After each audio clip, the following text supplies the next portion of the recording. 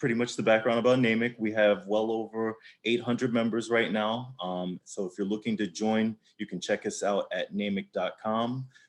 You can find all our information there. You can also check out namicnewyork.com so you can see what's going on at the local level, as well as our social media pages and our newly created YouTube page as well. So you can check all that out, NAMIC_NY or NAMIC_NY, depending on the letters.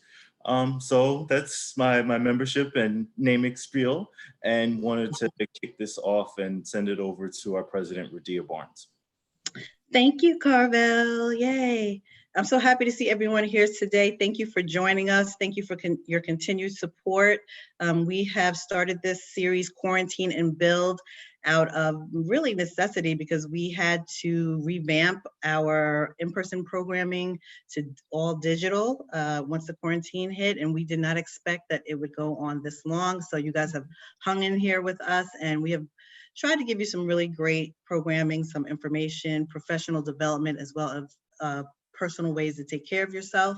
I'm so excited for this session. Like I mentioned earlier, we've been through so much. We're going through so much. There's a lot going on, a lot to process. I know some of you have lost people over the past few months due to COVID. I personally lost someone very close to me as well.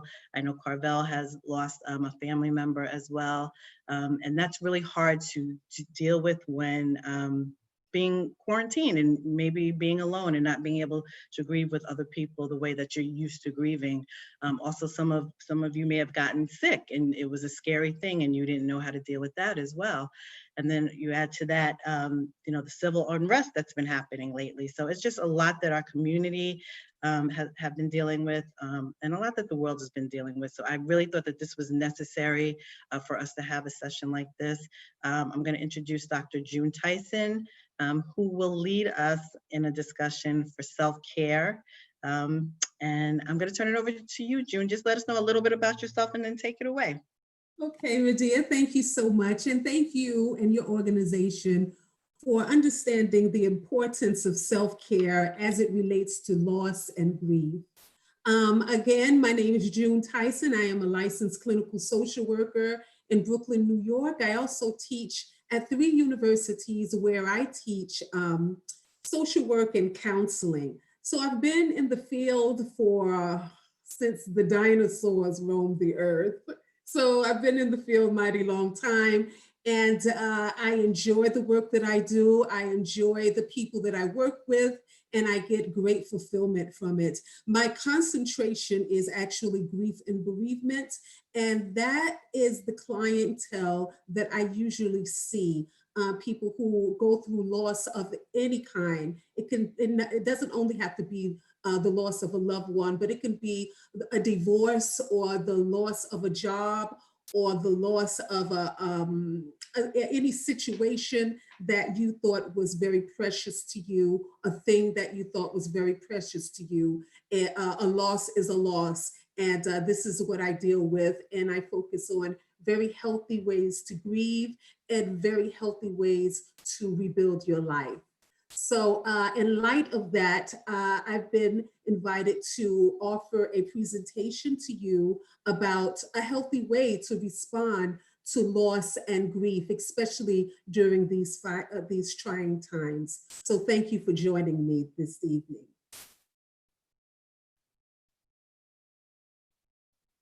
Before I begin the presentation, I would like to dedicate my presentation to 2 very special people. One, Mr. Walter Simmons, who we affectionately call Big Walt. He was like a cousin to me, and he lost his life from coronavirus. He had a very special situation as he lived alone for the most part, and he would not allow anyone to come into the house to take care of him while he was ill. And he was basically looking out for his friends and family, encouraging everyone to stay away and to take care of themselves. And he basically suffered alone, but he was a great man. He was a big man in heart and mind and spirit. and I will never forget him. Also, Mr. George Floyd, who everyone affectionately called Big George.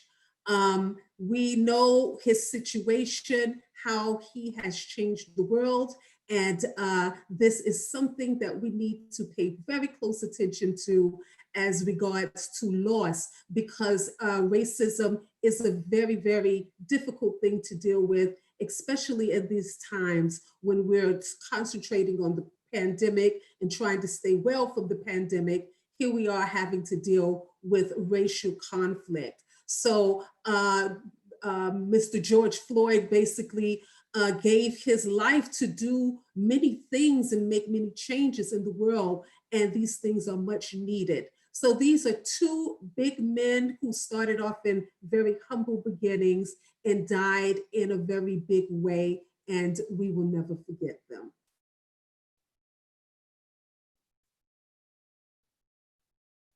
Loss is something that we all must deal with. Loss is something that occurs in our lives. Many times we don't know how to deal with it, and it's very difficult when we don't know how to deal with it and we do not understand it. And I would like to share with you ways to understand it better so that you can deal with it better. First, let's talk about some definitions. We want to define loss. Loss is anything that has been destroyed in your life, anything that you have been separated from, a death, even failure to win or failure to obtain something that was very important to you, or decrease in the amount and magnitude of something. All of those things are losses. And as we lose a thing, we grieve from it. So grief is a result of loss.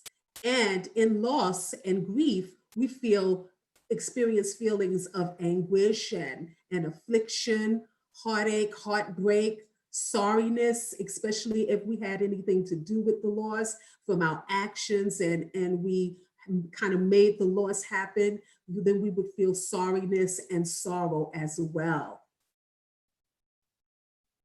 What are the two things that would cause loss and grief currently in our society? I would call them the two pandemics. And COVID-19 and racism are pandemics. They are worldwide problems, and they are worldwide afflictions that must be addressed and must be examined. And as we went through COVID, we lost a lot. We experienced many deaths. There are more than 400,000 people that have been killed by the coronavirus as of today. We lost a sense of normality in this COVID virus. We don't do things the same anymore. Many people lost hope for a future. Many students graduated college and was hoping for a job that isn't there anymore. So their future is lost. We lost our economy, and even though unemployment is going down, we still are in a recession, and we lost physical closeness. We can't come up and give each other a hug and a kiss so freely anymore. People don't want to shake hands anymore because it's dangerous. And that physical closeness is especially difficult because when we lose someone, we want to be comforted physically. And it's hard enough where we can't grieve a loss of someone by going to a funeral and sitting next to people that you know and love and who can help you to grieve this person, because we have to practice social distancing. So physical closeness is a loss that is something very, very important that we have to be aware of. And while we were still reeling from coming to terms with the pandemic, we are faced with the events of Memorial Day, when Mr. George Floyd was killed because of systemic racism. And with racism, we lose a great deal as well. We lose first Black men and Black women. We lose our dignity and respect as a nation, as a people, because anytime we experience racism, a measure of our dignity and respect diminishes. We lost community property as many were looting. We lost the protection of law enforcement and the respect of law enforcement. And many of us just don't feel protected by them because we don't trust them, and they certainly do not trust many of us. And as a people, a Black people, we do suffer from with self-esteem, low self-esteem, when we have to endure racism.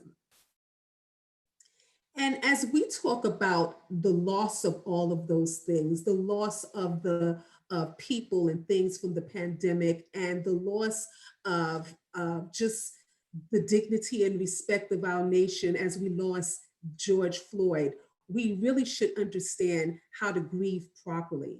Now, there are 5 stages of grief and loss, which was established by Dr. Elizabeth Kubler-Ross, a psychiatrist. She, in the 1960s, she observed in her hospital people who were terminally ill, and she wanted to see how they grieve. And she discovered that people go through basically 5 stages of grief. And they are these 5 stages: denial, anger, bargaining, depression, and acceptance. Now, although you don't go through them necessarily in order, it's not a linear kind of order. You may feel anger before you feel denial, or you may want to start bargaining before you feel depressed. But they are stages that we go through, and stages that we have to be aware of as we're going through them, so that we can understand the grief and not try to suppress it, to really understand it and work through it. Now, for example, with denial, some people may feel denial in a loss of the loss of a relationship. If 2 people are in a relationship and one person doesn't want to understand that the relationship is over, they may be in a sense of denial by just behaving as if the relationship is still as it was when that person was happy, when the relationship was good. They have not accepted the loss of the relationship, and therefore they are in denial. We see people going through the stage of anger with Mr. George Floyd's death. People are protesting because they are angry. And there are healthy ways to be angry, and protesting is one of them. So the people who are protesting and people who are righteously angry, they are in this stage of grief and loss. The 3rd stage, bargaining, is something that we do when we're trying to get our way, basically, and we don't want to accept the fact that the relationship is over. For example, with Kubler-Ross, Dr. Kubler-Ross saw that people didn't want to accept the fact that they were dying, and they began to bargain with God. God, if you let me live another 15 years, I promise that I would do everything I can to make the world better.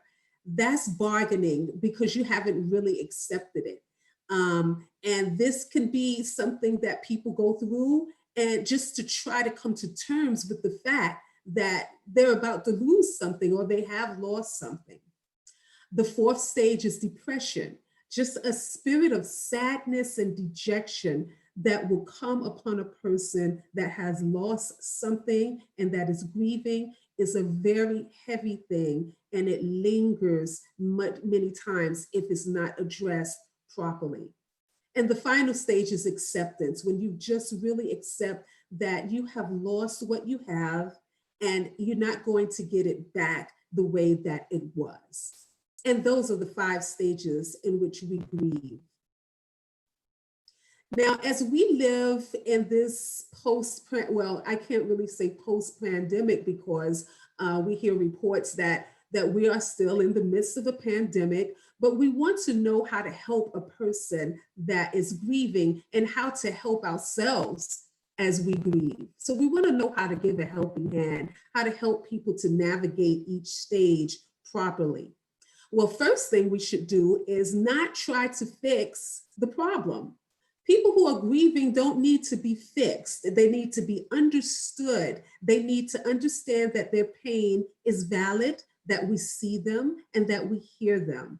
And this is a way that we can encourage a person that maybe is going through the stage of denial. We can say, okay, I hear you. I understand that you don't accept this right now, and you could sit with it. And when you get ready to really accept it, then I will be here to help you. But we don't want to try to fix that for them. We want them to come to that stage and that realization on their own.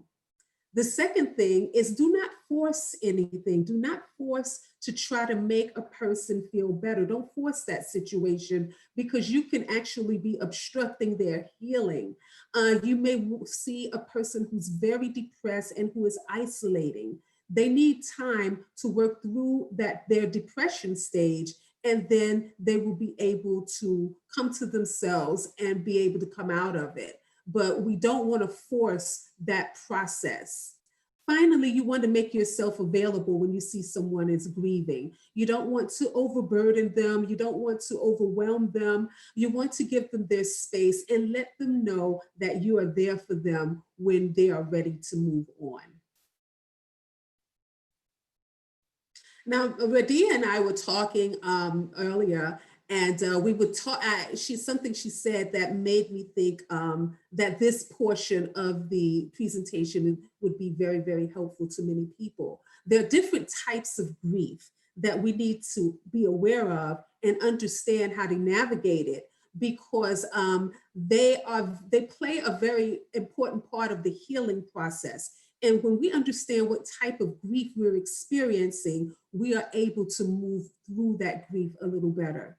The first type of grief that I want to talk about is the anticipatory grief, where someone may be terminally ill. You know someone who is terminally ill, and you love that person, and you know that person is going to die. So that person, you may start to feel the loss and begin grieving before the person even dies. So that would be anticipatory grief.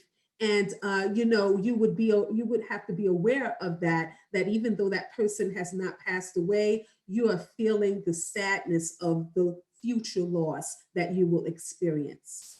The second one is common grief or normal grief. This is the grief that many of us go through. We will go through our normal routines. Even though we have lost someone, we'll still feel the numbness and the pain and the grief on this right under the surface. On the outside, we're able to go to work, we're able to function, and it may look like we're not even grieving. But if you're with that person 24/7, you will see them have waves of crying spells and waves of grief. And after a certain time, the intensity will wear off and you will find a new normal. That's normal grief. Complicated grief is very important. This is when the grief is not allowing that person to resume any of their normal lives. They are unable to eat, unable to work, unable to communicate with other people and live their lives because they're incapacitated with their grief. And when you know a person like that, that person needs to get to a mental health professional. There is delayed grief, where the grief does not appear right away. You may feel this grief a little bit later, and you may just be very numb for the first couple of weeks. And then maybe at the funeral or maybe at the burial, you will have kind of like a breakdown, and a flood of emotions will come forth. Inhibited grief is something very serious as well. This is when a person will work, and do other things so that they won't have to think about the grief and they won't have to deal with the grief. And they would avoid the pain of the grief by working and not dealing with it. So this kind of makes it hard for them to go through the stages and go through the process, because they're pushing the pain down by masking it with other activities. So they don't really get a chance to deal with the grief and the pain of the grief. Finally, there's disenfranchised grief, which I think many people will be experiencing as a result of the coronavirus. Now, disenfranchised grief is not like the other grief, and it doesn't get a lot of attention, because this is when you feel the grief of people that you don't know, someone you may not know has died, or many people have died, like in the pandemic, and you feel the grief of that pain and that loss. And some people may say, well, you don't even know those people. Why are you so depressed? Well, because this is how you grieve and this is how you feel about the situation. And because the society doesn't feel that this is worthy grief, a person that's feeling this kind of grief may try to push those feelings down and never really deal with it because it's not really accepted or recognized as normal grief. And I think a lot of doctors and nurses may be experiencing some disenfranchised grief because they saw death over and over and over every day, especially during the spiking times in April. But this quote talks about grief being in two parts. First, the loss, and the second part is the remaking of our lives. And that's what I want to get to right now, some self-care. And this is how we remake our lives and grow from the grief, by taking care of ourselves. If we don't take care of ourselves, we're not going to be able to take care of anyone else. And we're not going to be able to grow and thrive. And we want people like Big Walt and Big George to live, to know that we have not taken their death in vain. We want to rise as a result of these pandemics of racism and COVID-19. We want to build a beautiful life as a result of it. And the root of that is actually taking very good care of yourself. There's nothing I love to see more than a lady that is under a face mask and has her hair wrapped up because she has a beauty hair mask on, and she's just in the beauty salon and getting some self-care and pampering done. And these are the things that we need to do during this pandemic, during the protests, and actually anytime we're feeling any kind of loss. We need to self-care, and we need to magnify our efforts 10 times, because a lot of times in self-care, when we are going through a loss, we neglect ourselves. In self-care, we don't do any self-care. We'll let ourselves go, we don't eat right, we don't sleep right, and things get neglected in ourselves because we're experiencing something that's very traumatic. So self-care is something that should be magnified many times when you're going through a loss and grief. And there's some ways that we can do some self-care during this pandemic, and hopefully you can do it. You know, if you start now, this can be a habit with you for the rest of your life. And I just would recommend that you do some of these things for 30 days, because if you can do something consecutive, 30 consecutive days, you have established a lifestyle, okay? So the first thing is we want to take care of our mind, body, and spirit. And our spirit will tell us that we need daily prayer and meditation. And I would recommend that you do this twice a day, about 20 minutes a day. It could be prayer, it could be meditation, it could be different readings that you enjoy, or something very inspirational that will keep you uplifted spiritually and emotionally. Secondly, I think that you should maintain a schedule where you are talking to your loved ones on a regular basis. Now, we're experiencing what they call social distancing, but I like to refer to that as physical distancing, because even though you are 6 feet apart from someone, you still can maintain that closeness, that camaraderie that you usually experience. And now that we have these remote ways to communicate, we can do things together remotely and not have that social distance, but the physical distance will be there, but you will still get the essence of the relationship. So there are, you can do Zoom meetings. A lot of people are doing Zoom family meetings and the hanging out sessions. You can do dinner together, and people even go on dates together. Exercise. Please do not neglect your physical health during a time of grief and bereavement, especially during this time of the pandemic.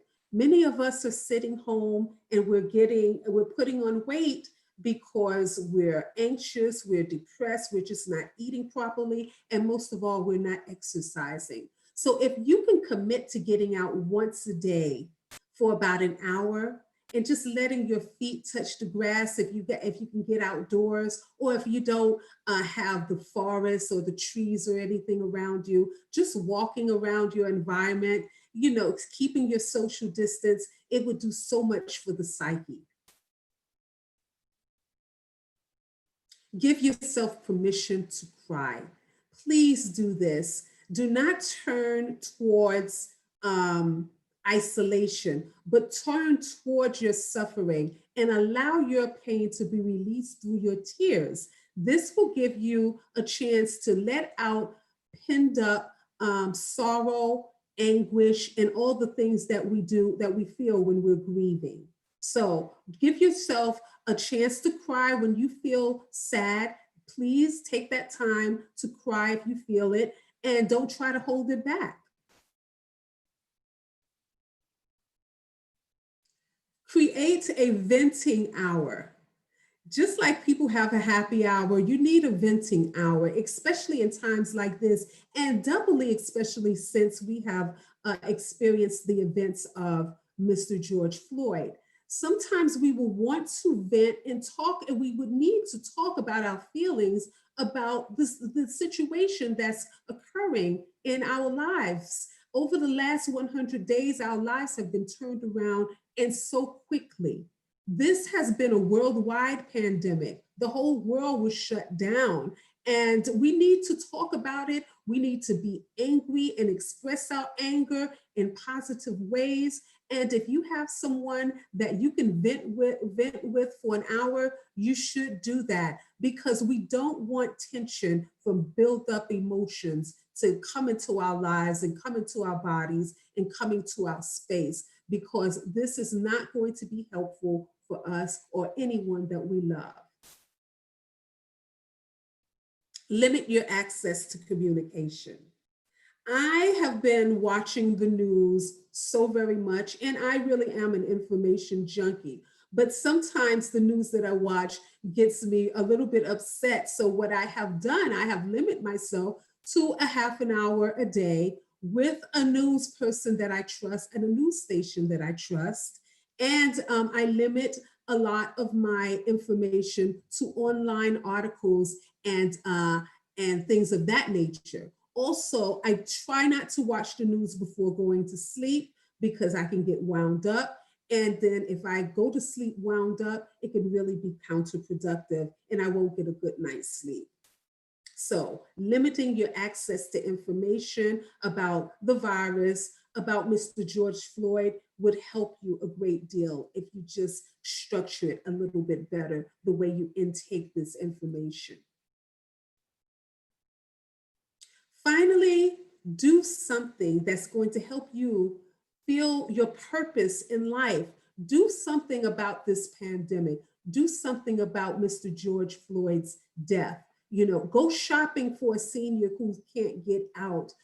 Pass out some food in a soup kitchen. Run errands for sick people. If you don't want to protest in the line with others, put a Black Lives Matter sign up, or on your mask. You could write Black Lives Matter on your mask to show that you are standing up for our loss and the things that we've lost. So be of service, and do this without depleting yourself. Don't do it to the point where you're going to be exhausted or put yourself in physical contact, possibly with the virus, and become ill. But do take very, very good care of yourself when you serve others.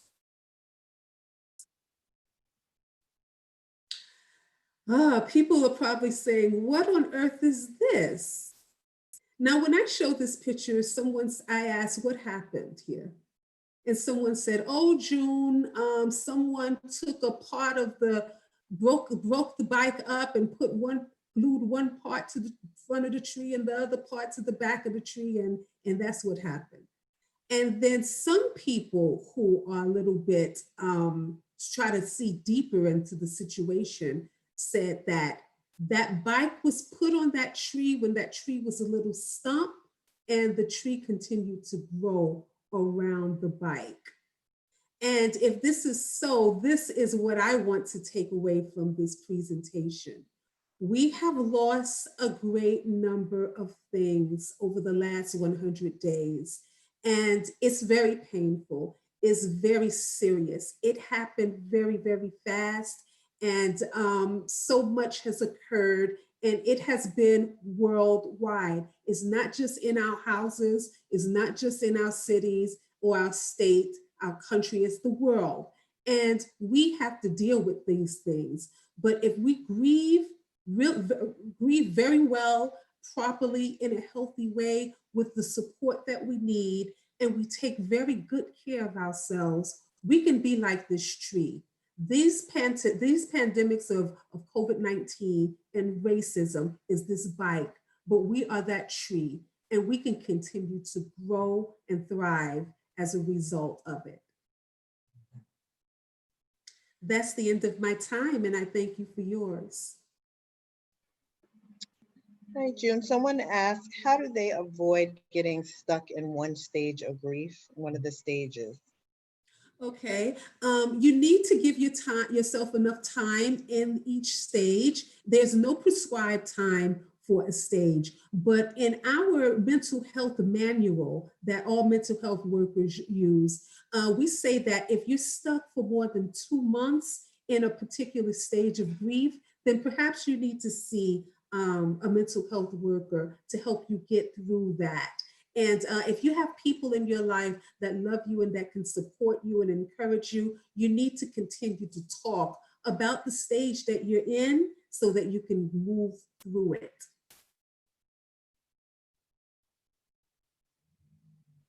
And what do you think about talk therapy? I know a lot of doctors are doing teletherapy and appointments now, and a lot of people have taken advantage of that. Do you think that's helpful? I do think talk therapy is helpful. You know, we do talk therapy. We started off in psychotherapy, started off in talk therapy, and you know, we talk face to face. But in these times, we can't do it face to face. But doing a Zoom meeting or a FaceTime meeting is just as effective, because the goal is for you to get your emotions out, and so that you can examine it with someone who's supportive and who's knowledgeable about what you're going through.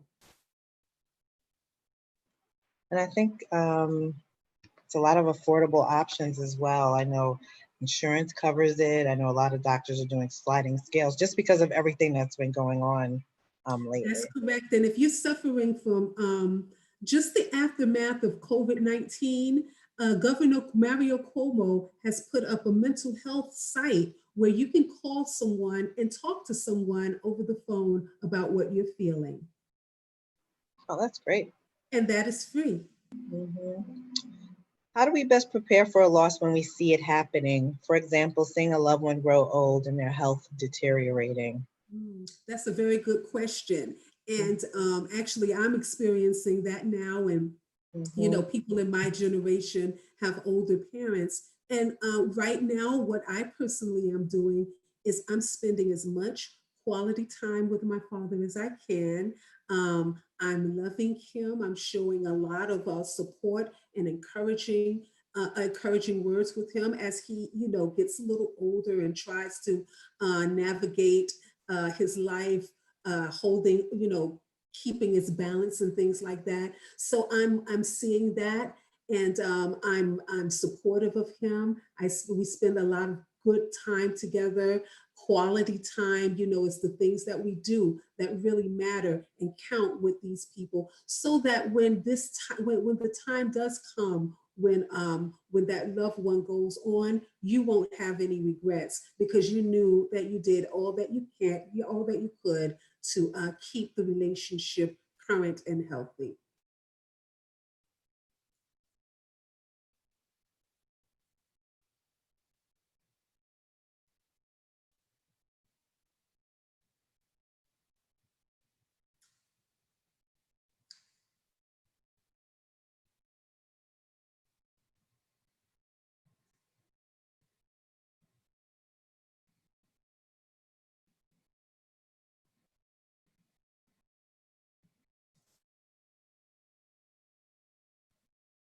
Hello? Hi, June. So there's a question from one of our members here. What is your recommendation for a person of color finding a great therapist that's also a person of color? Okay. I would recommend Psychology Today. That is a mental health journal, and they have many people there who are able to meet that type of request. You just go ahead and look and read some of the biographies, and they will tell you if they are a person of color, and if they can specialize in the issues of people of color, which are very different from mainstream America's issues. Our issues are very, very different, and it does take a very special person who is aware of those problems and can address them. What was the name of that again, June? So Psychology Today. Psychology Today. Okay, perfect. Okay, and what do you, sorry, I muted you by mistake. What is your response to dying of a broken heart when a close loved one passes, similar to Debbie Reynolds passing the day after her daughter, Carrie Fisher, passed away? That was a very, very sad event. And we don't see something like that happening a lot, but it is a situation that does happen. People lose someone that they love, someone that they were very close to, and that person may have problems and they're very ill as well.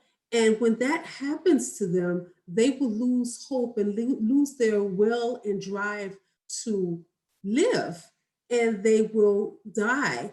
So if that person is feeling that way and they want to live, then a person like that needs to reach out. Also, we need to be aware of the people that we love. When they lose someone and they are suffering greatly, then we need to be able to see those signs that they are very much in despair, and we need to be able to move in and try to put systems in place to help them.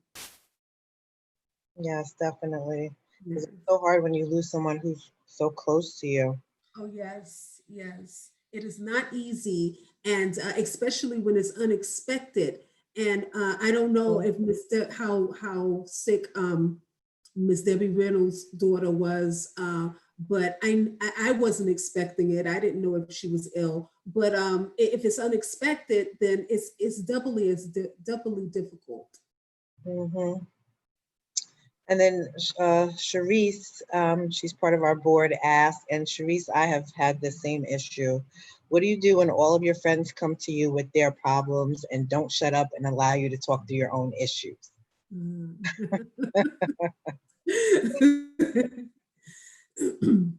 I would say basically that, and they are very, and I know they're dear friends and they don't mean any harm, but I would have to say, can I have, I would like to share some of the things that I'm going through as well.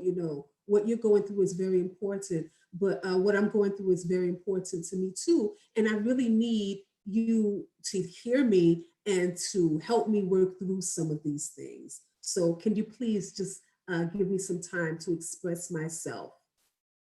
Communication. And give me some advice, and give me some advice and some encouragement, because communication is a two-way street.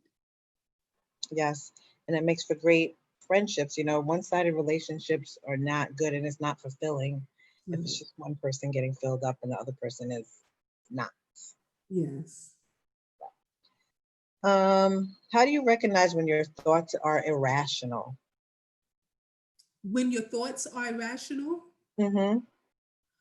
um, talking to someone about some thoughts that are bothering you, and having someone in your life that you can really hash out those thoughts and work through those thoughts with, and an objective person who has your best interest in heart, even if you're wrong and even if your thoughts are irrational, they love you enough and they care about you enough to say, that's not rational, and that's not healthy thinking, or that's not the way that you should view this situation, because that's not the way the situation is. So you would definitely need to have people in your life. You would have to have a support system that will be honest with you, a support system that's healthy and strong.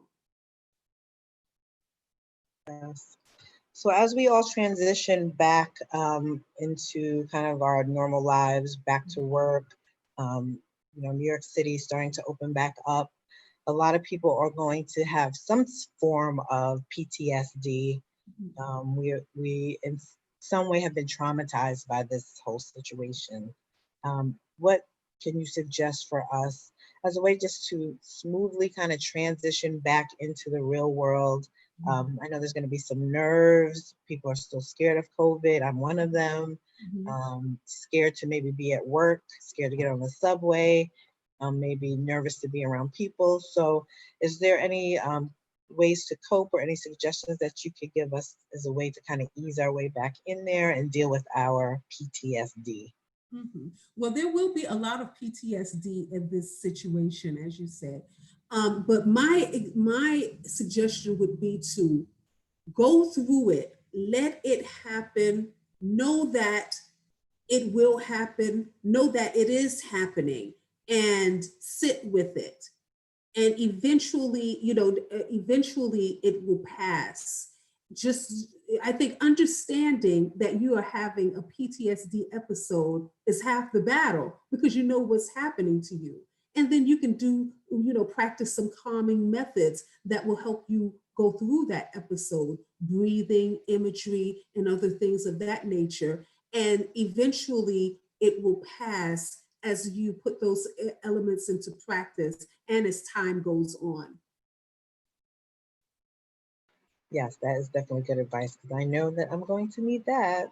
The first time I'm in Penn Station, I know I'm going to freak out. Like, oh my gosh. Someone asked, what can you do if you have different religious beliefs than someone who you're grieving with?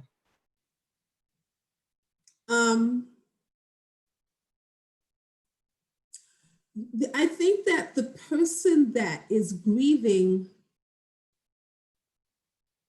okay, the question is, you're the person that's grieving, and You're grieving, yeah, you're grieving with someone together, and maybe you two have different religious beliefs. Maybe someone is Jewish, another person is Muslim, or Christian and Muslim, something like that.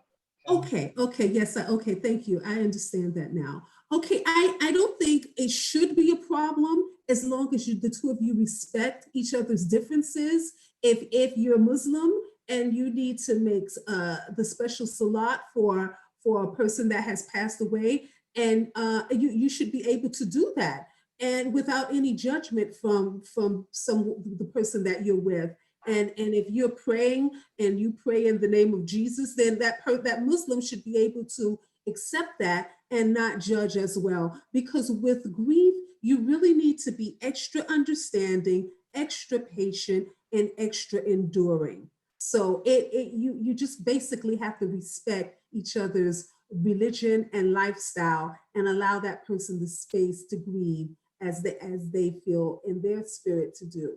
And they elaborated and said, if you believe in heaven and the other person doesn't. Oh, that's a good point.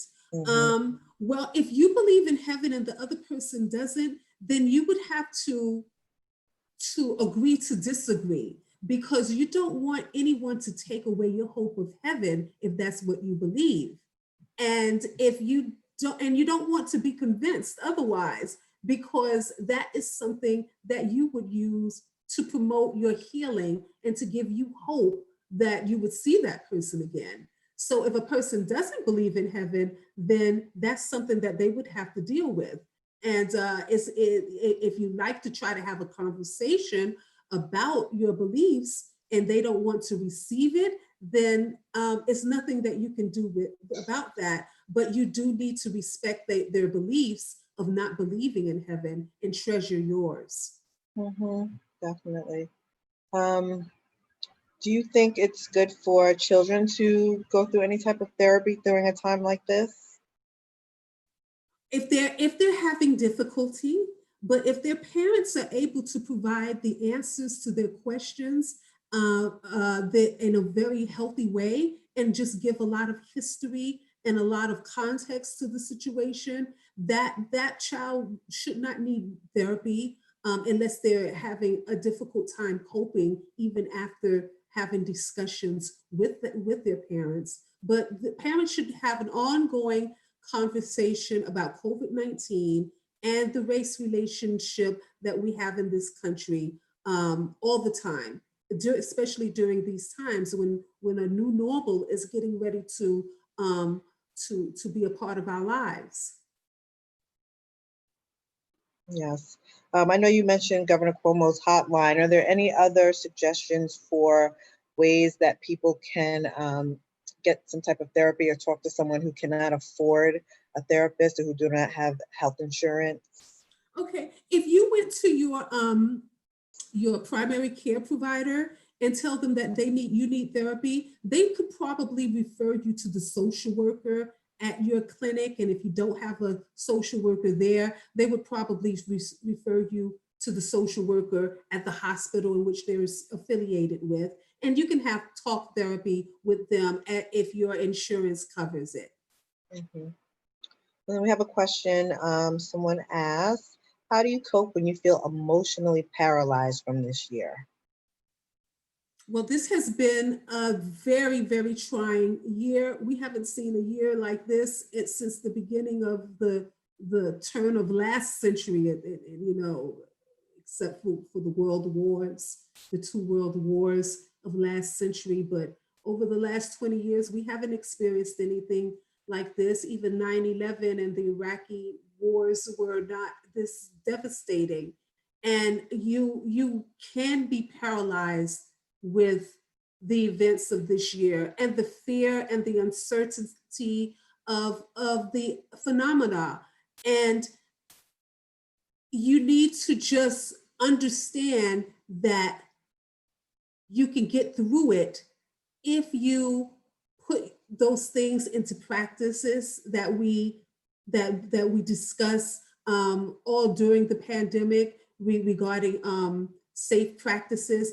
And if you're doing self-care, those self-care practices will help your spirit, your mind, and your body to adjust to this new normal in a way that will free you and unparalyze you and give you a measure of control over your life. And that's another thing that self-care does. It gives you control over something that you can't control. COVID-19, we can't control the fact that it's here, but we can control the way we respond to it. And self-care is something that you can control. And self-care will help you move past the paralysis. Question here. Many have realized that they don't want to continue in their marriages or relationships after being quarantined. And I have heard this a lot. Now that we're coming out of quarantine, what should be their guidelines in terms of making the decision on whether to stay or to leave? So I guess it's kind of like, you were trapped with someone for 90 days straight, no break, and you guys were like, I cannot stand this person anymore. And now it's kind of the end of the quarantine. Should you really continue with those feelings? Should you, were those quarantine feelings? Post-quarantine, how should you deal with that? Okay, that's an excellent question. And it's a question that needs to be discussed because this is happening in homes that experience quarantining in a way that wasn't very helpful. We know that there are a lot of domestic violence situation as a result of the quarantine, a lot of drinking, a lot of just a lot of negativity in the home because of that much time spent together. And I think that was because we didn't this happened so quickly, and we were just fumbling around trying to get our minds wrapped around the situation, that we didn't have time to put good practices in place while we were quarantined. Now, if you are having problems in a quarantine, one of the first things that we should always remember is never to make any major decision when you are depressed or angry, or you are experiencing a new normal, because that will play a part on your decision. Now you want to not continue in your relationship because you spent 90 days with someone every day. But when this quarantine is lifted, the situation will change. You won't spend so much time together, and you may be able to cope better with each other because you need a little bit of space.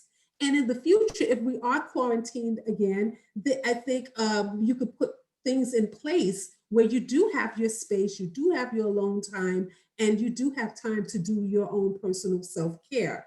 But to make a decision based on a 90-day quarantine is something that you may want to consider until after we come out of the crisis, and then revisit it and see how you feel. Yeah, I've been hearing that a lot. People kind of they're stuck with each other, like, I cannot, oh my goodness, I didn't know all this was going on. Someone asked, any advice for someone dealing with insomnia? Mm-hmm. Well, I would not advise medication as the first step. There are things that you can do naturally. I think if you're experiencing insomnia due to the anxiety of the pandemic and the social unrest, then that's definitely natural and definitely valid. But deep breathing exercises, imagery, lovely herbal teas that are available, baths with certain lavender scents or eucalyptic scents will help to calm you and relax you. Those are some of the natural things that you can do to just calm yourself, and self-care. Those are self-care techniques and practices. And try those things first to see if you can just go to sleep naturally. The deep breathing will relax you, and the imagery will relax you and relax every muscle in your body. And so before you know it, you'll be waking up. So just try that for a while and then see how that works for you. Mm-hmm. Yeah, I know a lot of us have been dealing with insomnia, feeling a little anxious. So those are great tips. Someone asked, do you have advice for those who are dealing with toxic employers during these trying times? Employers who overwork you, don't check on you, or even rude, even though the world is on fire. Mm-hmm. We all do. How many of us are not dealing with those employers? Well, if you are working with a person like that, then you probably were working with them before the pandemic, and the pandemic just kind of like exacerbated those characteristics in your boss. And if you are unhappy and you don't feel that this job is meeting your emotional needs and your professional needs and goals and aspirations, then please do not be afraid to look elsewhere and start over again, and start to do other things that you may enjoy, and meeting new people that will propel you to certain professional greatness.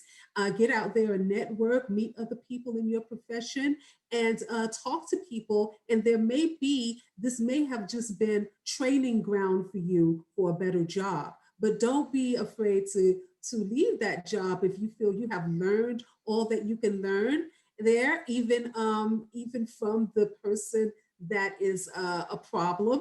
If you feel that you can move forward, then go ahead. And I think that this pandemic will open up our eyes to some of the things that are really important in life, and some of the things that we felt were important.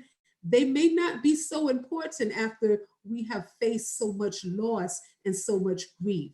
So if you're in a job where you're not happy, you may be open to going to a job where you will be happy. And really take that time to network. My organization, NAMIC, we had a discussion the other day where we were talking about how employers are really not sensitive to what's happening.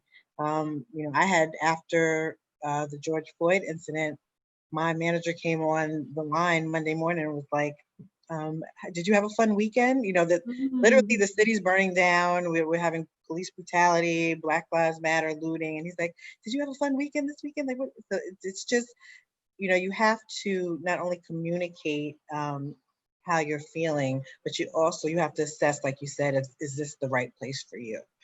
So definitely during these times, network, talk to like-minded professionals, people who are like you, people who get it.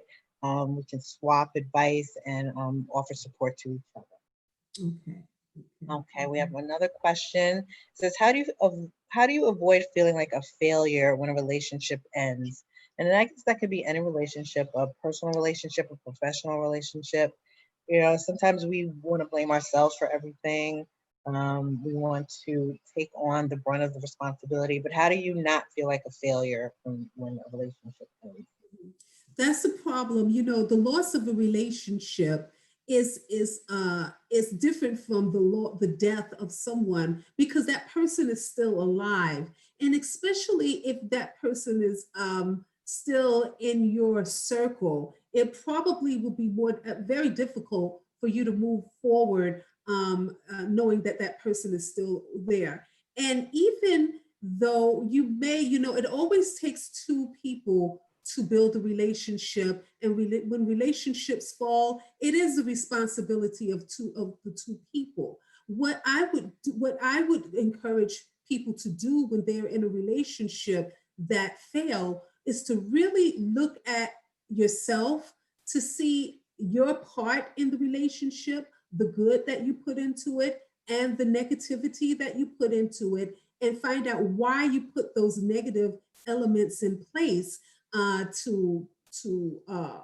move the relationship towards failure. Find out why you did that, and work on those areas. Build yourself up, reinvent yourself, and become better from the lessons that you learned from the failed relationship.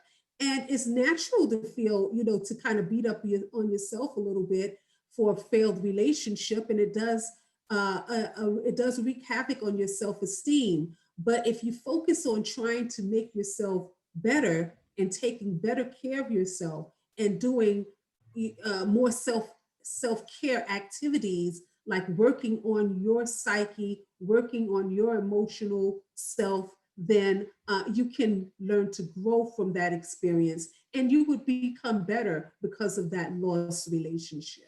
And what are some ways that we can work on our emotional selves? Well, first you need to find out what the problems are. You need to understand why you have those problems. Why do I always choose a man that's verbally abusive?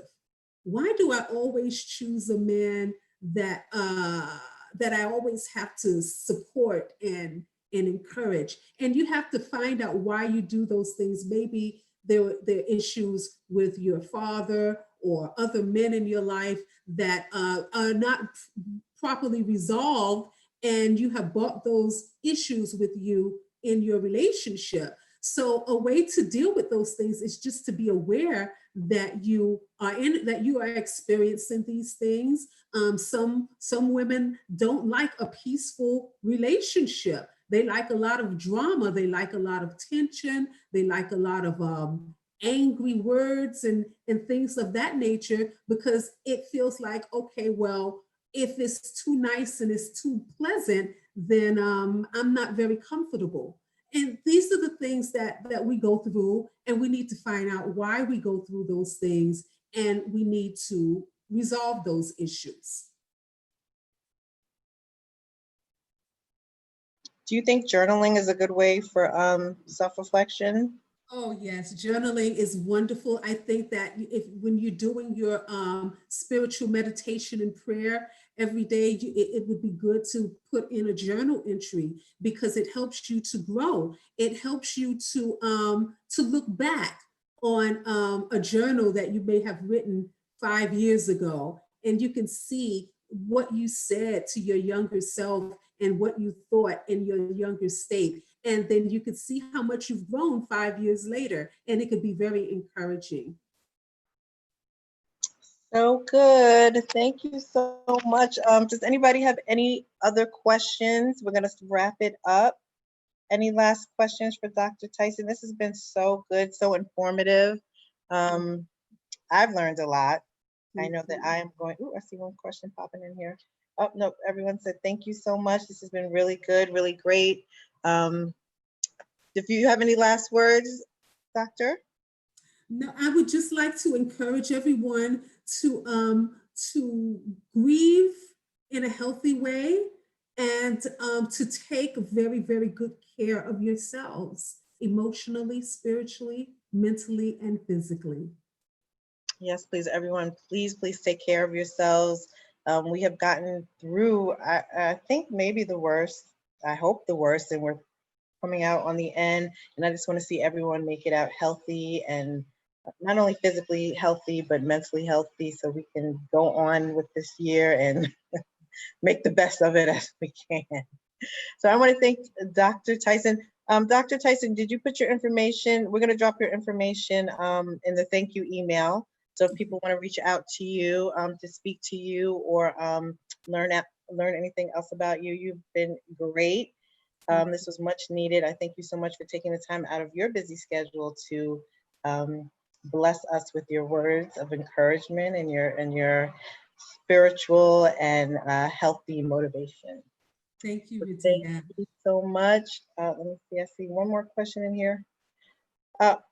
We'll drop the information. Somebody asked, where can we find you? So we'll send the information out to everybody. Yes, socialworkwithjune.com, and it's a lot of it talks about how I work with patients to deal with loss in a very helpful and creative way. There are a lot of scholarly articles that you can read about mental health and other information that I think people will learn and grow from. Wonderful. Thank you so much, Doctor. As always, guys, I appreciate your support. We will see you soon. We're going to be doing a webinar at the end of the month for Pride, to celebrate Pride. And then we're having a career webinar in early July. So look out for that. And tomorrow I'm moderating a panel. It's from our allies. Our allies have reached out to me and want to know how they can help and support the Black community. So I'll be moderating a discussion about that, and you can find that information on our NAMIC New York Instagram page, and you can register for that. That's a free webinar tomorrow at 4 p.m. But other than that, everyone have a wonderful, wonderful evening. Stay well, be great, and I will see you soon. Thank you, everyone. Thank you. Thank you, Vidya. Bye-bye. Take care.